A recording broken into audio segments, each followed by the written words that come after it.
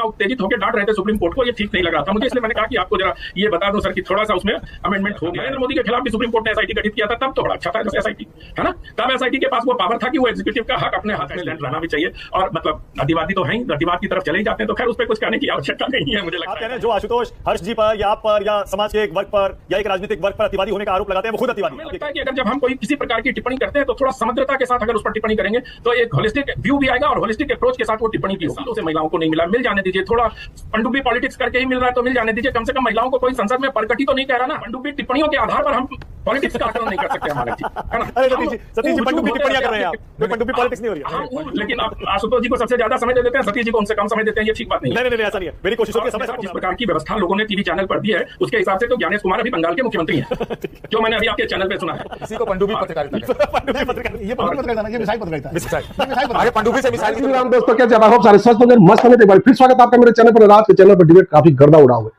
जी। आज की डिबेट में अनंत विजय के हत्थे चढ़ गया भाई साहब, कांग्रेसी दरबारी पत्रकार आशुतोष। भाई पूछो मत, इतनी बुरी तरीके से लपेटा के कहने क्या दिन, क्यों कि आज सतीश के सिंह बच गया, और सतीश के सिंह भी बैठा हुआ था, सोच रहा था भाई आज तो मैं बच गया भाई किसी तरीके, नहीं तो मेरी गुनिया बोलता है, और आज फंस गया कालूतोष। क्योंकि अनंत विजय ने कालूतोष के साथ किसी चैनल में काम भी कर रखा है, उसके सीनियर है, तो रिस्पेक्ट दे के धो के पहला भाई साहब अच्छी तरीके से रिस्पेक्ट देता रहा और पीछे लपेट के चेतता रहा। मतलब बुरी तरीके से आशुतोष की ऐसी हालत कर दी कि आशुतोष ना तो हंस पाया और ना रो पाया। इतनी बुरी तरीके से छिड़के उतारे भाई साहब अनंत विजय ने, मतलब जैसे वो सतीश के सिंह के उतारता है, लेकिन सतीश के सिंह तो एक भाई मुंहफट पत्रकार है, उल्टा सीधा पता नहीं क्या बोल जाता है, लेकिन ये अपने आप को ज्यादा गंभीर पत्रकार सोचता है कि भाई इससे ज्यादा इंटेलिजेंट कोई है नहीं, और भाई मैं ही हूं जो कुछ, जो इसका मैं हम अहम था, जो ज्यादा बुद्धिजीवी बनता था अपने आप, आज इसकी बुद्धि का ऐसा ऑपरेशन किया कि भाई साहब धरती पकड़ गया। भाई साहब डिबेट काफी जबरदस्त धमाकेदार होने वाली है, अगर नहीं देखी तो फिर आपने देखी नहीं बॉस, तो अंत तक देखना, पूरी देखना, और अपने कमेंट जरूर लिखना, देखना किस तरीके से आनंद विजय ने आज कांग्रेसी दरबारी वामपंथी आशुतोष की अच्छी तरीके से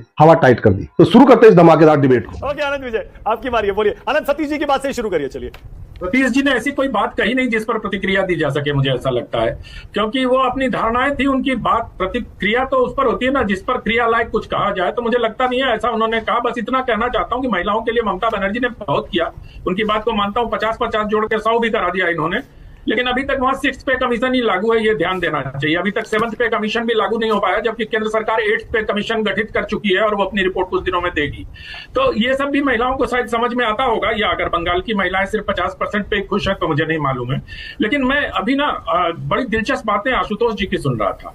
आशुतोष जी ने 2-3 बातें बड़ी दिलचस्प कही। उन्होंने कहा एनआईए का गठन 2011 में हुआ था। मुझे लगता है एनआईए का गठन 2008 में ही हो गया था, और ठीक कह रहे थे कि काउंटर टेररिज्म के लिए वो बनाया गया था। लेकिन सर 2019 में उसमें अमेंडमेंट हो गया, सर थोड़ा अपडेट होने की जरूरत है। 2000 में अमेंडमेंट करके उसको नकली नोट और फ्लैश ट्रेड और तमाम तरह की चीजों के अधिकार उसको दे दिए गए हैं, और जिस प्रकार से अपराध को भी उस श्रेणी में ला दिया गया, इसलिए कोई गलत बात नहीं है। आप उतना उत्तेजित होकर डांट रहे थे सुप्रीम कोर्ट को, ये ठीक नहीं लग रहा था मुझे, इसलिए मैंने कहा कि आपको जरा ये बता दूं सर कि थोड़ा सा उसमें अमेंडमेंट हो गया है, और बहुत विनम्रता पूर्वक मैं अपनी ये बात रखना चाहता हूँ। दूसरी बात, एक और बात कही आशुतोष सर ने, उन्होंने कहा कि सुप्रीम कोर्ट को सिर्फ तो पता किस रोल में, एग्जीक्यूटिव में क्यों चला जाता है। अच्छा भाई, बिल्कुल सही बात है। तमाम तरह के सुप्रीम कोर्ट ने मॉनिटरिंग के लिए एसआईटी गठित किया था। नरेंद्र मोदी के खिलाफ भी सुप्रीम कोर्ट ने एसआईटी गठित किया था, तब तो बड़ा अच्छा था एसआईटी, है ना। तब एसआईटी के पास वो पावर था कि वो एग्जीक्यूटिव का हक अपने हाथ में ले ले, है ना। उस 141, 32, इतने 132 सब अनुच्छेद में सुप्रीम कोर्ट को इस तरह के अधिकार दिए गए हैं। सुप्रीम कोर्ट कोई गैर कानूनी काम कर रहा है ऐसा मैं नहीं मानता हूं कि उसने अपने हद को पार किया है। सुप्रीम कोर्ट के ने जो भी निर्णय दिए सब संवैधानिक शक्तियों, जो संविधान द्वारा प्रदत्त शक्तियां हैं, उसके आधार पर ही सुप्रीम कोर्ट ने ये सारे निर्णय किए हैं। रही बात प्रोवोक होने की, तो मैं उस पर क्या कहूं, वो तो खैर अलग बात है, वो आशुतोष जी का अपना स्टैंड रहता है, उनका स्टैंड रहना भी चाहिए, और मतलब अतिवादी तो है ही, अतिवाद की तरफ चले ही जाते हैं, तो खैर उस पर कुछ कहने की आवश्यकता नहीं है मुझे लगता है। अच्छा, मतलब आप कह रहे हैं जो आशुतोष हर्ष जी पर या आप पर या समाज के एक वर्ग पर या एक राजनीतिक वर्ग पर अतिवादी होने का आरोप लगाते हैं, वो खुद अतिवादी हैं, आप ये कह रहे हैं। नहीं, मुझ पर कभी नहीं लगाते, मुझ पर आशुतोष जी कभी किसी प्रकार का कोई आरोप नहीं लगाते हैं, और मुझे जो मतलब डांटते भी कम है अपेक्षाकृत, मुझे लगता है जितना डांटना था इन्होंने पहले डांट लिया, वो कोटा पूरा कर चुके हैं। तो मैं सिर्फ ये कह रहा हूं कि अगर हम अगर हम तर्क के बिंदुओं पर आए मानक जी, तो मुझे नहीं लगता कि सुप्रीम कोर्ट की वजह से कोई प्रोवोक हो रहा है या चुनाव आयोग की वजह से कोई प्रोवोक हो रहा है। बिहार में भी तो एसआईआर हुआ ना, कोई दिक्कत हुई क्या? तमिलनाडु में भी तो एसआईआर हुआ, इतने ही समय में एसआईआर हुआ। और जो ये जुडिशियल ऑफिसर्स की बात की गई है ना, ये ज्ञानेश कुमार का दिमाग नहीं है सर, ये ममता बनर्जी की याचिका थी, है ना। ममता बनर्जी की याचिका पर याद करिए, जब वो सुप्रीम कोर्ट में आई थी और उन्होंने बहस किया था, तब उनकी तरफ से ये कहा गया था कि हम 800 व्यक्ति उपलब्ध नहीं करा सकते, कोई और वैकल्पिक व्यवस्था की जानी चाहिए। तो हमें लगता है कि अगर जब हम कोई किसी प्रकार की टिप्पणी करते हैं तो थोड़ा समग्रता के साथ अगर उस पर टिप्पणी करेंगे तो एक होलिस्टिक व्यू भी आएगा और होलिस्टिक अप्रोच के साथ वो टिप्पणी भी होगी।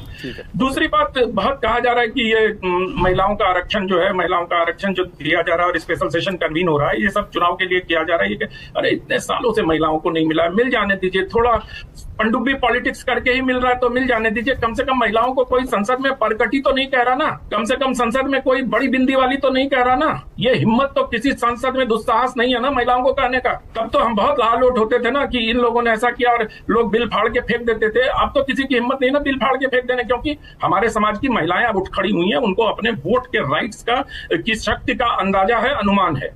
और अगर कोई राजनीतिक दल इस अनुमान को भुनाने का प्रयास करता है तो इसको पनडुब्बी पॉलिटिक्स नहीं कहा जाता, इसको पॉलिटिक्स कहा जाता है ना।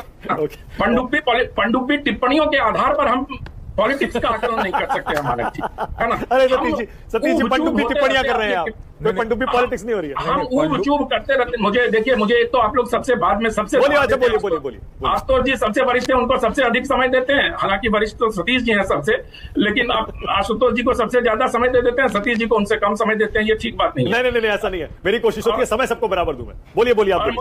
मुझे तो बहुत ही कम समय देते हैं। तो मैं यही कह रहा हूँ, बंगाल में ममता बनर्जी का फ्रस्ट्रेशन है। बंगाल में ममता बनर्जी को लग रहा है कि कोई आसन्न खतरा उनके ऊपर नजर आ रहा है, इसलिए वो फ्रस्ट्रेटेड है।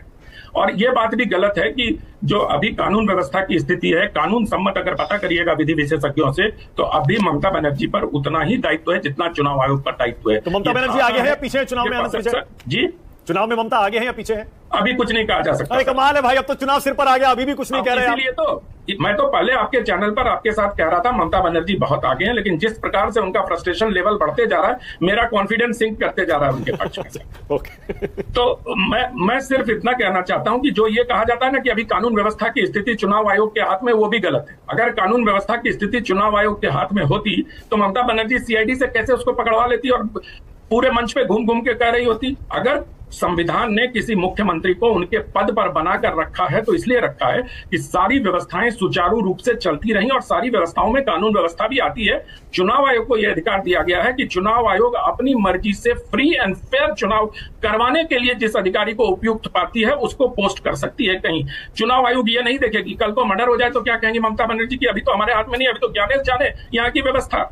कैसी हम लोग जुवेनाइल बातें कर रहे हैं, मुझे ये समझ में नहीं आता, क्योंकि इसी प्रकार के तर्क हमारे दिमाग में बहुत वर्षों से भरे जाते रहे हैं। अब अगर उन्हीं तर्कों को प्रयास किया जाता, सर रुकिए ना, अभी चैट जीपीटी मत करिए सर। अरे नहीं, मैं चैट जीपीटी से ये पूछ रहा हूं, बिल्कुल सही कहा आपने, और मेरे मन में भी डाउट पैदा हो गया आनंद विजय। हम तो हमेशा से ये मानकर चलते थे, हमको भी बहुत टाइम हो गया पत्रकारिता करते करते, पढ़ते पढ़ते हम ये मानकर चलते थे, जब भी चुनाव अनाउंस होता है तो जैसे ही model code of conduct announce होता है, आदर्श आचार संहिता लगती है, पूरा का पूरा प्रशासन चुनाव आयोग के पास चला। लेकिन बिल्कुल सही कहा आपने कि ममता बनर्जी जो सीआईडी का क्रेडिट ले रही है, माने चीज सिर्फ फ्री एंड फेयर इलेक्शन करवाने के लिए प्रशासन चुनाव आयोग के अधीन होता है, लेकिन अगर कोई मर्डर होता है, अगर कोई दंगा होता है, तो उसको रोकने की जिम्मेदारी संबंधित राज्य सरकार की होती है। ये बहुत स्पष्ट लिखा हुआ है पीपल्स रिप्रेजेंटेशन एक्ट में और संविधान में भी। इसको ये बड़ी फाइन लेखा है, इसको हम लोग जब व्याख्यायित करते हैं तो इसको भूल जाते हैं, हमें ये भूलना नहीं चाहिए। ये बड़ी महीन रेखा है सर। जी विनोद जी कहिए। नहीं, मैं आपकी बात को ही कर रहा हूं कि चुनाव आयोग को सरकार के ऊपर जो पाबंदी होती है कि वो अधिकारियों का तबादला नहीं कर सकती। राइट। किसी भी जिले के कलेक्टर का, एसपी का तबादला नहीं कर सकती, कोई नई योजना नहीं शुरू कर सकती है, लेकिन सामान्य जो कानून व्यवस्था है वो स्थानीय प्रशासन के हाथ में होती है। मतलब सही कह रहे हैं, मान दंगा होगा तो डीएमएसपी देखेगा और वो मैं कह रहा हूं चीफ सेक्रेटरी और डीजीपी। और लेकिन एक बात इसमें है कि अगर ये सारी घटना पुराने डीजीपी और पुराने चीफ सेक्रेटरी के कार्यकाल में हुई होती, ये भी तो नए आ गए ना, तो वैसे ही चुनाव आयोग ने बदले, डीजीपी बदला और चीफ सेक्रेटरी, अगर उनके कार्यकाल में हुई होती तो ममता बनर्जी पर ज्यादा बड़ा आरोप लगता कि साहब उन्हीं के आदमी है, देखिए किया। लेकिन ये तो उस समय हुई जब चुनाव आयोग के ही द्वारा नियुक्त डीजीपी और अधिकारी आए, लेकिन उसके बावजूद जिम्मेदारी राज्य सरकार की है, लॉ एंड ऑर्डर की जिम्मेदारी सरकार की है। चुनाव की प्रक्रिया, चुनाव प्रणाली, उससे जुड़े हुए अधिकारियों के तबादले, ये सब चुनाव आयोग के हाथ में। ओके, कौन आगे लग रहा है आपको? यही मैं भी कहना चाह रहा था कि जो चुनाव से संबंधित जितने प्रशासनिक कार्य हैं उनका दायित्व चुनाव आयोग पर होता है, लेकिन आम प्रशासन की जिम्मेदारी जो होती है राज्य के मुखिया पर होती है। इसीलिए मुख्यमंत्री का पद बनाकर रखा गया है। अन्यथा जिस प्रकार की व्यवस्था लोगों ने टीवी चैनल पर दी है उसके हिसाब से तो ज्ञानेश कुमार अभी बंगाल के मुख्यमंत्री हैं जो मैंने अभी आपके चैनल पे सुना है। तो कृपया इस तरह जनता के बीच में भ्रम का वातावरण नहीं बनाना चाहिए। और हमारे सबके नीचे वरिष्ठ पत्रकार लिखा हुआ है, तो हमारा ये दायित्व भी है कि हम पनडुब्बी पत्रकारिता तो कम से कम ना करें। ठीक है, ओके अनंत, एक सेकंड रुकिएगा। अच्छा अनंत विजय ना, उनको पता है आखिर में बोलते हैं, लेकिन बोलते हैं और उसके बाद इतने चतुर हैं कि वो कम समय मिला बोलकर मुझे इतना अपराध बोध ग्रस्त कर देते हैं कि वो सबसे ज्यादा टाइम ले जाते हैं। इसी को पनडुब्बी पत्रकारिता कहते हैं। पनडुब्बी पत्रकारिता, ये पनडुब्बी पत्रकारिता ना, ये मिसाइल पत्रकारिता है। मिसाइल अरे पनडुब्बी से मिसाइल भी तो निकलता है। और सर और मानक जी इतने कुशल एंकर हैं कि इतना समझने के बावजूद मुझे सबसे अंत में अवसर देते हैं। इसीलिए अंत में बुलवाते हैं। देखा आपने किस तरीके से आनंद विजय ने आज आशुतोष की अच्छी तरीके से धुलाई कर डाली। तबियत से भाई साहब आज इसके लपेटे में ऐसा फंसा कि बड़े प्रेम से, बड़े सभ्य तरीके से इज्जत देते हुए और फिर पेला। तो बॉस ऐसी धुलाई तो आपने देखी नहीं होगी। तो आई होप कि आपको डिबेट पसंद है। डिबेट पसंद है लाइक कीजिए, शेयर कीजिए, चैनल पर लेते सब्सक्राइब कीजिए। मिलता हूं फिर किसी नई डिबेट के साथ, तब तक जय श्री राम।